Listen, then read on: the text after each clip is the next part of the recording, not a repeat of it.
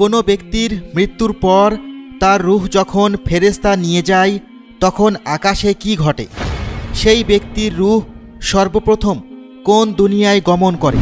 এই বিষয়ে হজরত মুহাম্মদ সাল্লাল্লাহু আলাইহি ওয়াসাল্লাম বলেছেন, যখন একজন মুমিন ব্যক্তির মৃত্যুর সময় ঘনিয়ে আসে তখন জান্নাত থেকে ফেরেশতা নেমে আসেন। এরপর সামনে আসেন মালাকুল মত। তিনি হলেন মৃত্যুদূত, মৃত্যুর ফেরেশতা। কাউকে বা কিছুকেই ভয় পান না। যেই ব্যক্তি মৃত্যুবরণ করবে তার মাথার পাশে গিয়ে তিনি বসেন এবং বলেন, হে প্রশান্ত আত্মা, তুমি তোমার পালনকর্তার নিকট ফিরে যাও। এবং এরপর রূহ তার শরীর ছেড়ে দিয়ে উপরে ভেসে ওঠে। ঠিক যেভাবে বোতলের মুখ থেকে এক ফোঁটা পানির বিন্দু বেরিয়ে আসে। রূহ চায় শরীর থেকে বেরিয়ে না আসতে, কিন্তু ফেরেশতাগণ তার হতে দেয় না।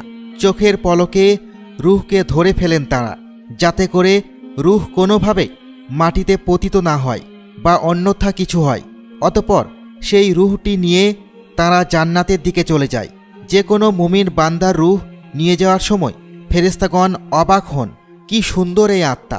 তারা বলেন, সে এত সুন্দর, এত সুন্দর। তারা সেই রূহ নিয়ে যখন প্রথম জান্নাতে প্রবেশ করতে যাবে তখন বলবে, দরজাটি খোলা হোক। এরপর দরজা খুলে যাবে এবং সেই রূহকে স্বাগতম জানাবে। সপ্তম জান্নাতে প্রবেশ করতে করতে আল্লাহ তাআলা বলবেন, আমার এই বান্দার সমস্ত ইতিহাস জান্নাতের সর্বোচ্চ স্তরে লিখে ফেলো। এরপর তাকে পুনরায় পৃথিবীতে পাঠিয়ে দাও। পৃথিবী থেকেই তাকে পুনরুত্থান করব আমি।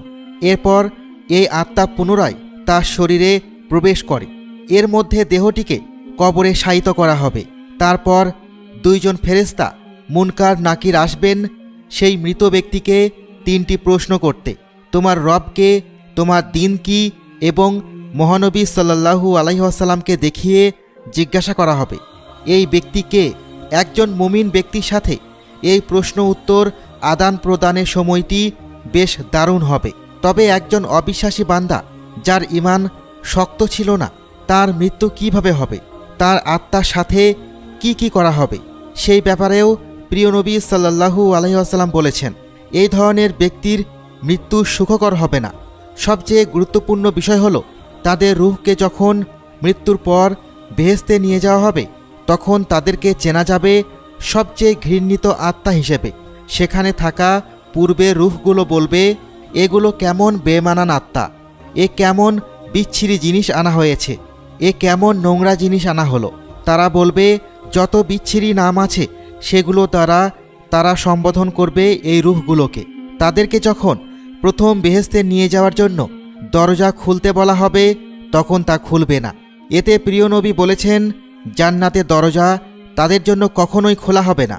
তারা ততদিন জান্নাতে প্রবেশ করতে পারবে না যতদিন না একটি উট একটি সুইয়ের ছিদ্র দিয়ে প্রবেশ করতে পারবে, আর তা কখনোই সম্ভব নয়। এরপর আল্লাহ তাআলা বলবেন, তার নাম জাহান্নামের সর্বনিম্ন স্তরের জন্য লিপিবদ্ধ করা হোক। সিজ্জিন তথা জাহান্নামের সর্বনিম্ন স্তরেই তাদের জায়গা।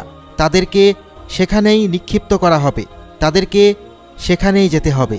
অবশেষে তাদের রূহকে পুনরায় পৃথিবীতে আনা হবে তাদের দেহে স্থানান্তর করার জন্য। এরপর কবরে তাদেরকে একইভাবে প্রশ্ন করার জন্য অদ্ভুত অবয়ব ধারণ করবেন মুনকার নাকির। তাদেরকে বসানো হবে এবং সেই তিনটি প্রশ্ন করা হবে, তোমার রবকে? সে উত্তর দিতে পারবে না। তাদের মধ্যে কোনো ভয়ও থাকবে না। অতঃপর আসবে তাদের জন্য সবচেয়ে ভয়ঙ্কর পরিস্থিতি।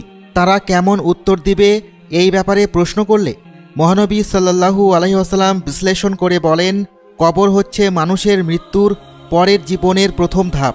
এই সময়টাতে সে একজন মুমিন হিসেবে ভালো সময় পার করুক বা ঈমানহীন ব্যক্তি হিসেবে খারাপ সময় পার করুক, তার রূহ সেখানে সব সময় অবস্থান করবে না। তারা তাহলে জান্নাত বা জাহান্নামে যাওয়ার পূর্বে কোথায় থাকবে? পুনরুত্থাপনের পূর্বে তারা কোথায় থাকবে? মূলত একজন মানুষ কেমন ছিল তার উপর নির্ভর করে। রূহগুলো হয়তোবা জান্নাতের মাঝ বরাবর থাকবে, অথবা জান্নাতের দরজায়, অথবা জান্নাতের চারপাশে। আর যারা কাফির ছিল তাদের সাথে কি হবে? হজরত মুহাম্মদ সাল্লাল্লাহু আলাইহি ওয়াসাল্লাম এই ব্যাপারে একটি গুরুত্বপূর্ণ স্বপ্ন দেখেছিলেন।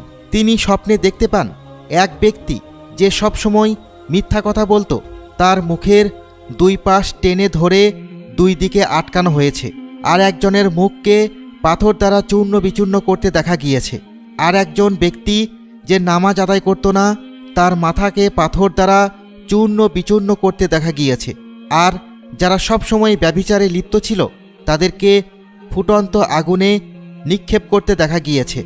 এরকম আরও অনেক রকমের শাস্তি দেওয়া হবে এরকম কাফেরদের।